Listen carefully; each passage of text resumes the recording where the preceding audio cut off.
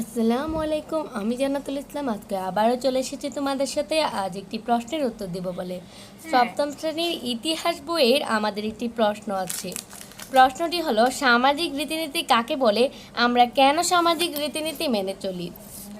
উত্তর: সামাজিক রীতিনীতি বলতে সাধারণত সেইসব নিয়মকানুনগুলোকে বোঝায় যা মানুষকে একটি সমাজে বসবাস করতে গিয়ে পারস্পরিক পঠন পাঠনের মধ্য দিয়ে নিয়মে পরিণত হয়েছে।